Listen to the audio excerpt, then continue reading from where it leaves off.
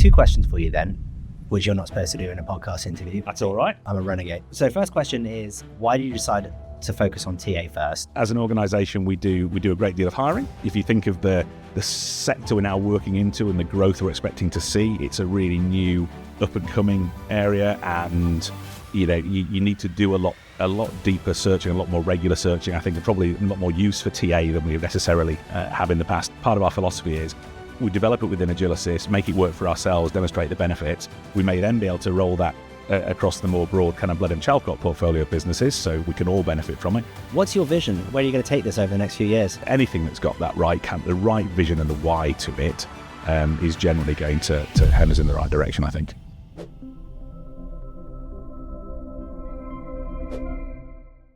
This episode is brought to you by Instant Impact.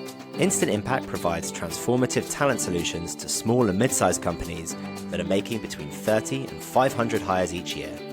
If your recruitment's giving you a headache and you don't know where to start, then give the team at Instant Impact a call or visit www.instant-impact.com for more information. Hello and welcome to We Need to Talk About HR. I'm your host, Felix Mitchell.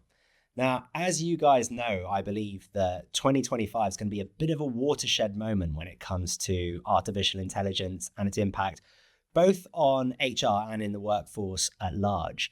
That's because I think most business leaders are already pretty firmly on the bandwagon of artificial intelligence, and both HR and sort of all of the different functional leads, most of them have done their fact finding, their point solution testing, and their experimentation.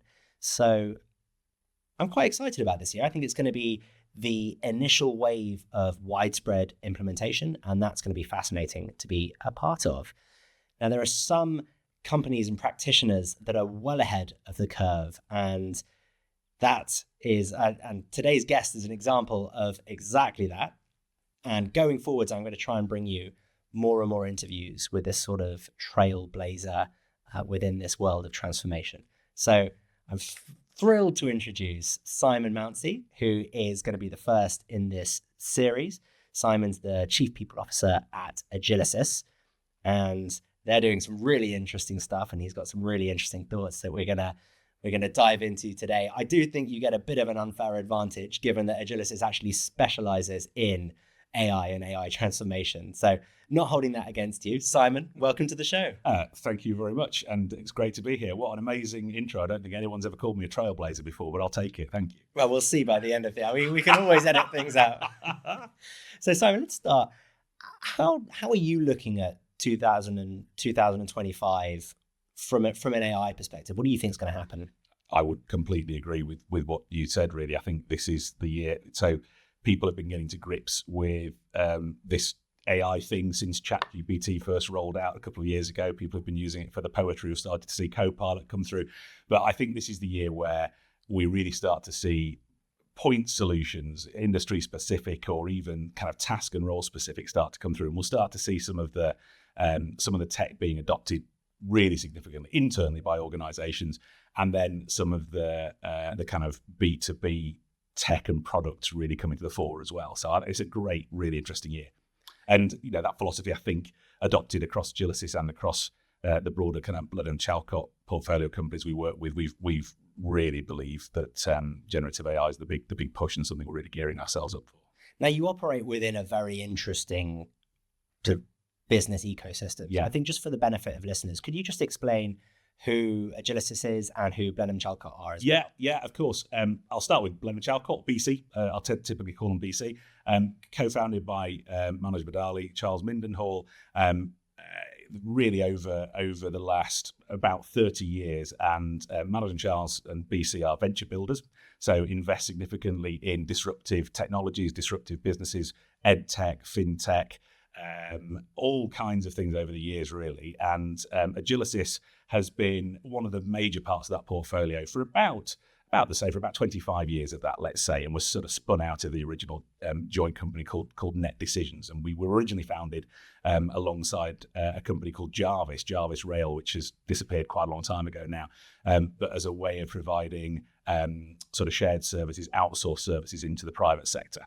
We adopted into the public sector And again, our original kind of history was in that just emerging market of outsourcing, was Agilisys kind of establishing itself there.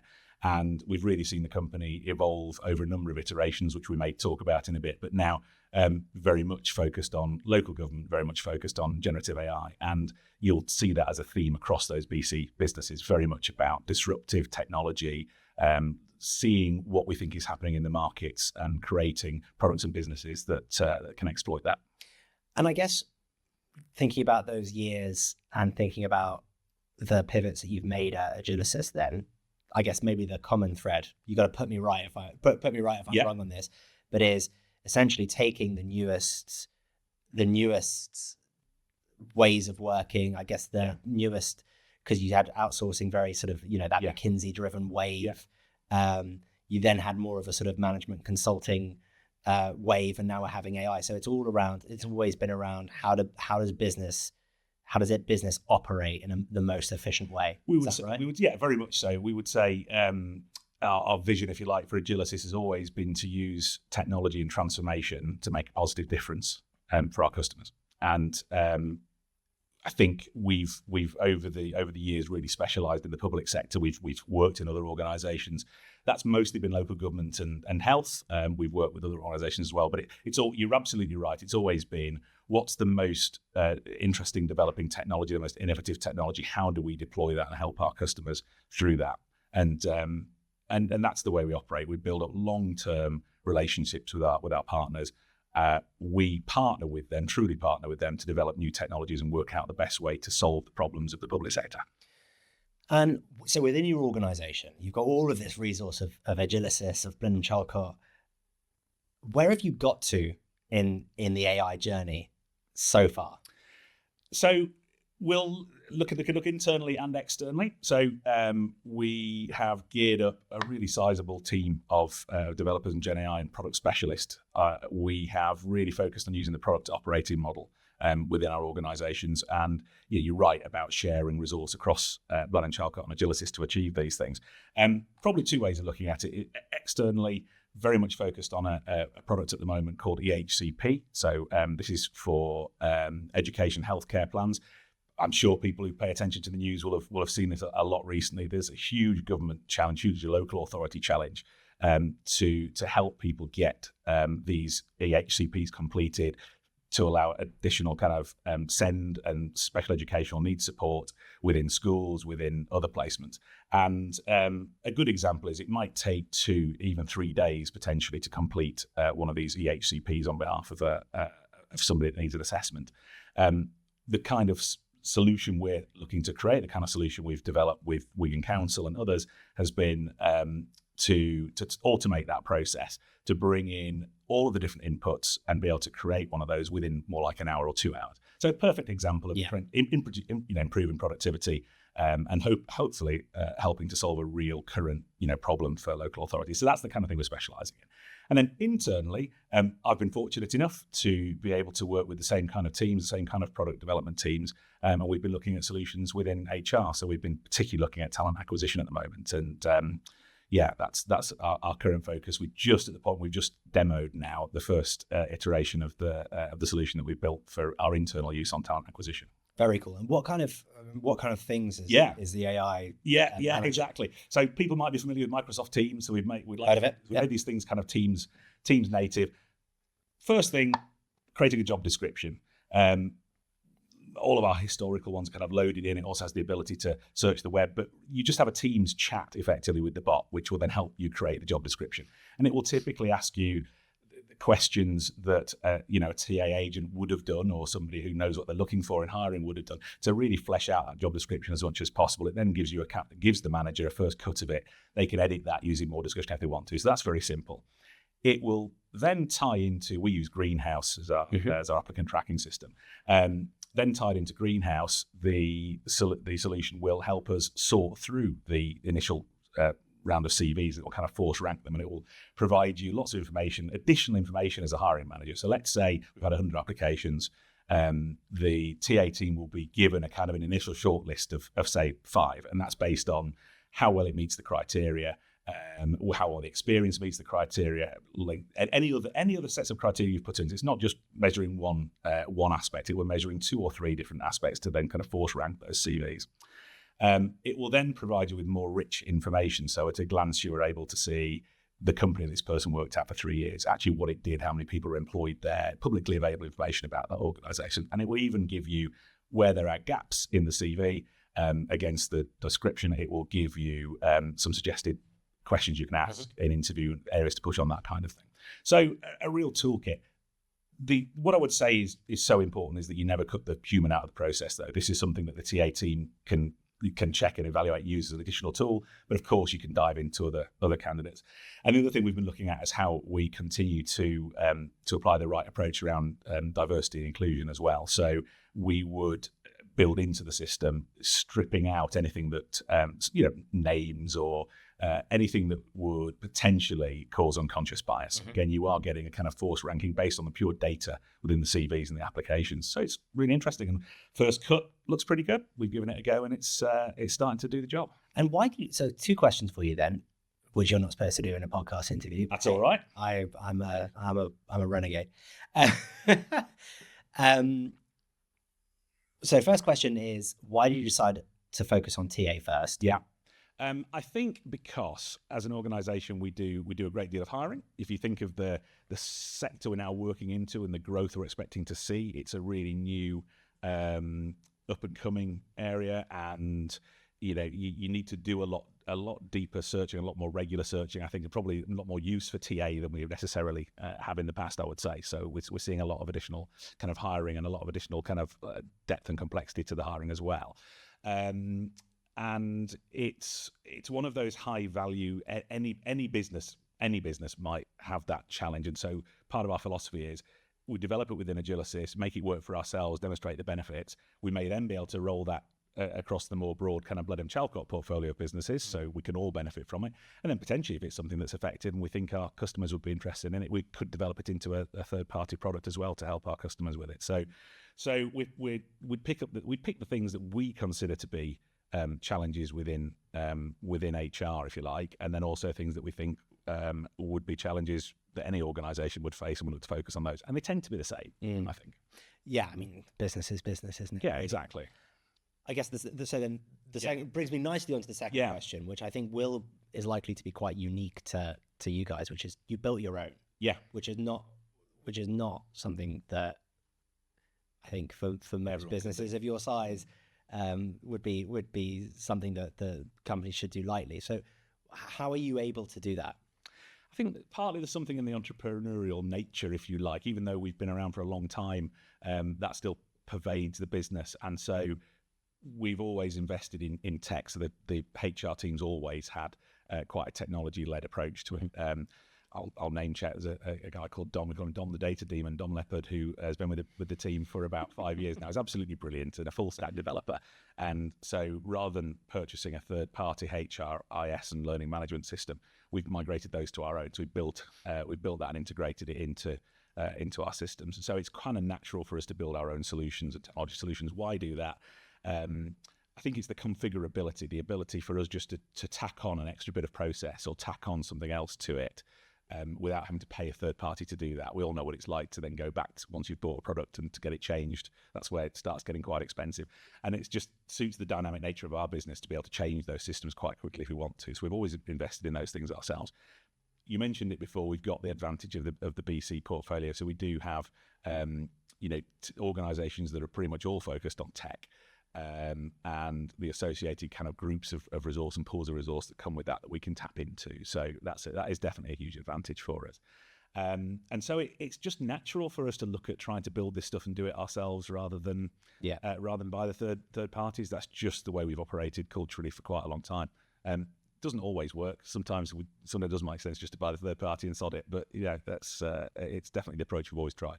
But don't despair, listeners. I think one of the things that I find most amazing about this world that we're in at the moment is but if you can imagine it, there's a point solution for it, a third party to do it. And I think that most companies most SMEs will find that the business case doesn't square in the same way that it does for Agilisys, but the business case will work for those. I also think that that's it. You don't have to have a huge amount of development or technical results to make the most out of generative AI solutions now. I mean, one of the products in the BC portfolio that we work with, I've talked about these EHCPs. It's based on a technology from an organization called Intent Pro, and it's called Quick Action with Call AI, which is the ability to then record calls and transcribe and all that kind of thing. And actually, just having that as a product, as a base product, all you really need is some people with some good skills at configuring. They don't even have to be developers. They just need to know what that tech does. And you can solve a lot of these generative AI type challenges or automation just by getting, into grips with that technology. That's probably the greatest learning for us, is you do not have to be an expert at all in any kind of coding or tech. You have to be willing to play with it. Yeah.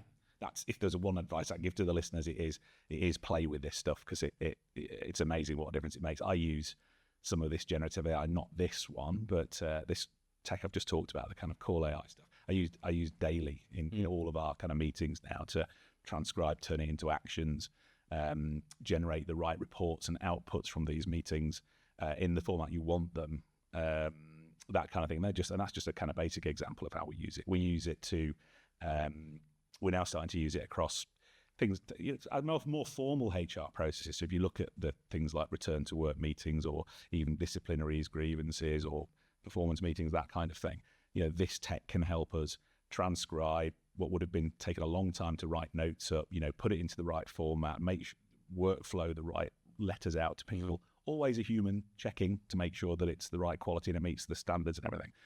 But I would say our HR ops team has probably saved a day a week in terms of admin.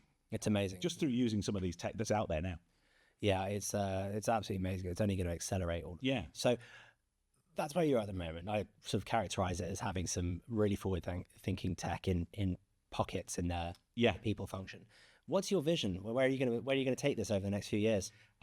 Personally, it's really felt exciting, because I think there's opportunities to use generative tech all across the HR function, and then really personally, I've stated this intent, so not breaking the secrets here, but I'd love to then try and take that forward with within our own group of organisations and look to try and kind of roll that out, but then work with our partners as well. So I think that there's an opportunity for the kind of problems we're fixing with these HR solutions within our local government partners and that kind of thing. So I'd love to sort of take that in that direction.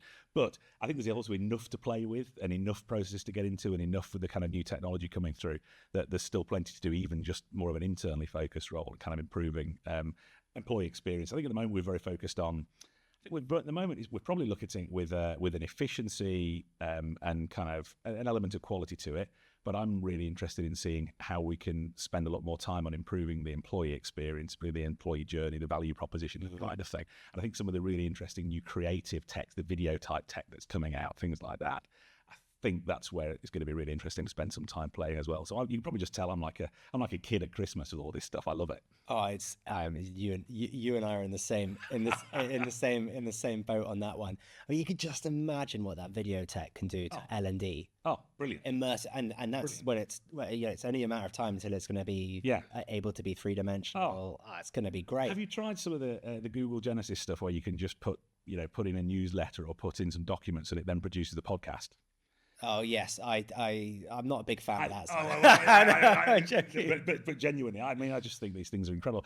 But as a learning tool, or as a way of so again, another business in the portfolio kind of focuses that produces called Delphi, produces brilliant content and summarized in a kind of a newsletter form. Well, the next natural extension for that is to then generate a little podcast from it, so that people can consume this media however they want. That's actually my aim on the comms side. Laura Hughes, that works with us on and runs our comms side, knows I'm passionate about this. I think there's a way of, whenever you have organizational change, one of the things you obviously want to do is over communicate, really communicate, but across multiple different channels. And the idea of communicate something once, and then the Gen AI being able to turn that into multiple channels, so you don't have to rewrite it as the email, re-record it as this, it sends it out across all the channels. everybody can receive the communication in a way that's sort of suitable for their format. I think that's some of the natural stuff we can play with. Yeah, I mean, and often I find that sales sort of leads the way in a lot of a lot of this stuff. For sure. But for once, I think that there's some really, really great. I think recruitment's gone right to the fore of Gen AI. And some of the stuff that we're doing there. We use this incredible tool called HireSuite in our tech stack, and it learns. You know, the sort of there's tooling that learns what method of communication your candidate's most responsive. That's amazing, isn't it? I mean, come on, how good is that? So, in prep for this, we spoke about a phrase which really gets my goat, which is you're not going to lose your job to AI. You're going to lose your job to someone who knows how to use AI.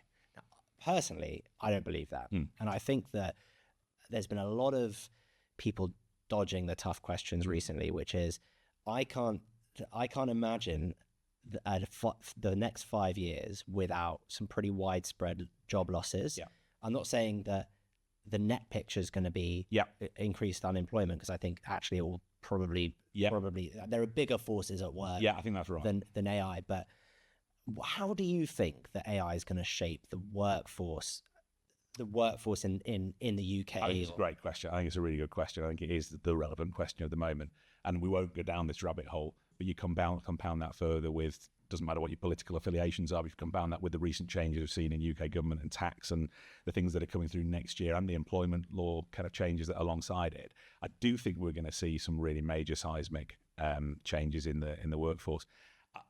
From what I've seen, any rules-based interaction, anything that doesn't involve a huge amount of judgment, but does involve rule following and process and procedure and the ability to compare things, can be operated by a generative AI bot, and that's just going to get more advanced as time goes on.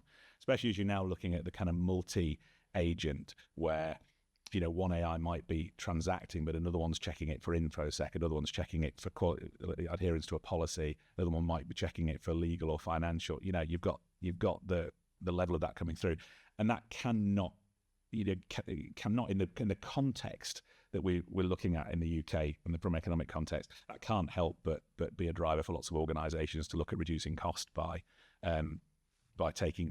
removing heads and using automation and technology instead of that. I think it's just a natural outcome from it. I think it'll start with I think we will start seeing it across sort of contact center type operations. I think already there's lots of devices out there that can manage the kind of customer service. You'll see organizations, I think, trying to drive customers through online channels more and more, so they can reduce their cost and not. Well, that's been going on for a long time. It has, and it's going to continue to. Completely right. It's going to be exacerbated, and you will just start to see more of that kind of task operating through it. So yeah, I don't believe that necessarily. I do think as the advice that's intrinsic in that statement is the right thing, which is don't be afraid of the tech, learn the tech, play with the tech, become personally competent with the tech. If I was going to give one piece of advice to anybody, it's to do exactly that and understand what prompt engineering is and how to do it and how to get the best out of technology. Because anyone in any role that doesn't is going to find themselves more and more obsolete as time goes on, I think, and that's a lesson for everybody. I have to be familiar with this stuff as much as anybody else does. Right, I think it's going to be a great leveler, or it could be a great leveler. There's a kid leaving school at 16, has the same ability, has the same access to knowledge and experience. Yes, that's someone in their 60s in a it's a great law firm. Democratizer of knowledge, isn't it? Absolutely, I couldn't agree more with that. Yeah, that's right. And I think that's exactly it. The issue I have with education, having kids who are at 16 and 18, is the schools is no way, and the education system is no way kind of keeping track with this at the moment. So don't worry, the government will reform all of that. That's a great golden age of education. That's a whole other time. But it doesn't matter because the kids will educate themselves on it anyway. So that's exactly right. And I think when we're talking about the workforce and the shape that it's taking, it does occur to me that there's there are these two forces at work. There's AI, which is having those sort of impacts that you were talking about before, but we're going to, between now and 2045, we're going to lose 4 million people well, maybe not quite, but there are going to be 4 million additional people who are in their 70s than there are today. Yeah. Which is a huge proportion of the working population. What can we do as people leaders and business leaders as a whole to sort of future?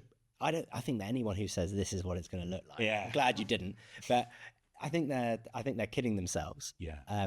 But what can we do to make sure that as the future unfolds, we're ready for it? That's a great question. Other than helping to take what I've just talked about there and the familiarity with it and the learning associate and keep on top of that as the people team and help the organization and people within the organization continue to learn, to experiment, to practice. You know, our team, and particularly if I talk about Liz and Fiona from the people team, you know, they've been fantastic at helping to drive adoption in the organization of these technologies out there. So, you know, yes, we're very fortunate. We've got champions inside the business, people who are personally interested in these things, but actually helping as an organization to harness those champions, give them the platforms to communicate on, create the situations where they can educate people, you know, put some resource into prioritizing learning how to operate these type of technologies. I think that's something that people leaders can do. We have to be much more proactive. I think, you know, people don't always associate HR with tech, but actually working alongside the technologists and being the way that the tech is communicated out to the organization is actually a really important role for us. Yeah, I heard one of my earliest guests on the podcast suggested that we need another rebrand as a function. So it was from HR to people to productivity. Mm-hmm. I think that's I think that's an interesting perspective. It is interesting. I've never been one to worry too much about what I'm called, actually the role or whatever. I'm more interested in what we do, so I'll stick with that. Although we did go through. I am CP only is the people function in Agilisys, although I use HR for the general external. So in fairness, I'm a little bit of a victim of that too. Well, I think that's the point, right? Which is that the more we see tech as the other side of the coin to people, the better the function will be. I would agree. With so much, so I think one of the other interesting dynamics that I see coming in is businesses are, for the first time, and all businesses, so for the first time that I can remember, talking very candidly about efficiencies. Yeah. About automation, yeah, reshaping jobs, yeah. In a way. I don't think that's ever, it hasn't happened in my lifetime. What's that going to do to the social contract between employer and employee? I think as long as the employer is clear about the opportunities they'll continue to present. The reason I think people come to Agilisys, for example, is that they want to make a difference. So I think it's important to be really clear on your why as an organization, what it is they want to make a difference. They want to use interesting new technology. They want to have the opportunity to kind of use that and use it, and they want to learn. To me, those are the three main things. Mm-hmm. Like if you talk to most of our people, they say why they join the organization. And as long as the organization can stick to its kind of core purpose of what it's trying to do and it communicates how it's doing it and how it's got there, then I think the two things don't have to be counter to one another. I think people understand that businesses have to, businesses, a lot of them need to exist. They need to be profitable. They need to be able to pay their staff, pay bonuses, or whatever it is they're trying to achieve. But most of the time, all of that becomes a lot more clear if you're very clear on why it is you're doing what you're doing. And again, we might be slightly unusual. Agilisys has been around for in various different forms for about 25 years, but the core of what we've done has always been the same. We've always attracted people who are interested in using the newest tech to help solve problems that make a positive difference for people. So I think to I guess extrapolate that out for the audience, if that trust in business is going to be even further eroded, it's really being laser focused on your purpose, why, and understand what kind of people work for your kind of business and why. And we can bring that to life in the organization, because reinvented ourselves as a business multiple times. We would, 15 years ago, we would have called ourselves an outsourcing business. 10 years ago, transformation through professional services as well as the outsourcing. Now, very much focused on generative AI. And in each of those occasions, there were times when there were groups of people in the organization who were not interested in seeing that next step, not interested in going up the next journey. And that's tricky, especially if it's people you've worked with in an organization for a long time, but it's something organizations have to do. I think just like anybody, you have to, just as humans, have to keep learning. I think you're only happy when you're learning and challenging and stretching yourself. I think organizations are very similar. We have to keep learning, stretching and growing, or else you fail as an organization, and then you failed everybody in the business if you allow your organization not to. And the impact of that is far worse than what has to happen if you do course correct or change your kind of direction. So I think that's really exciting, and I completely, it's hard not to agree with you on the from the company perspective. There are going to be a whole load of people. So there are people like the two of us who are super excited about this. Yeah. I would say probably most people at Agilisys and most people at Instant Impact are really ready for this this sort of change. But there are, not wanting to put words in your mouth, but it's scary. And it's scary. People coming towards retirement later in their career. People who are already not very tech savvy. Yeah. And we're probably, honestly, we're probably talking about millions of people here. Yeah. What's the answer for them? I'm not going to try and answer that. Do you know what? I think if I could answer that question, then I'd probably be ready to put myself forward for government or something along those lines. I don't know because it's not the first time disruptive technology has changed the landscape. Just look at COVID a few years ago. Who could have predicted the impact of COVID, the technology adoption that's come since then? It would have been impossible if you'd asked me that question, right, what's the future going to look like 2 years down the line even? I'd have got it completely wrong if you'd have asked me in 2018, 2019. So I just think it's really hard to answer that question. I can't give any more than that. I think I still feel the same thing, which is people do have to take personal accountability for continuing to kind of learn and grow and develop. And if you haven't done that throughout your career, if you don't do that, that is going to put you in a more difficult position than people who have. Let me ask you another. Let me put another hat on you. Yeah, sure. I'll push you on this a little bit because I think you're in a really interesting position to answer it. So you find out you have a new aunt. Okay.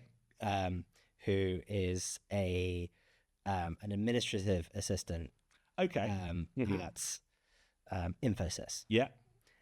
And she's called Trish. And Trish comes to you. Okay. And says, Simon. Yeah. Look, it's been great meeting you, but I'd like you to give me a bit of advice. Right. Okay. I don't really get tech. Just really on top of email. I can do Excel. Okay. I don't really have anything else. I'm gonna retire in 7 years time. Okay. How do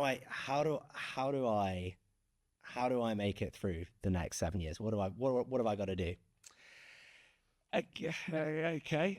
From a personal experience perspective, and there's a little bit of this in the way we operate in the organisation. There isn't an easy one single course or a one single thing you can do to educate yourself on these things. You just have to play with it. It doesn't matter what age you are necessarily.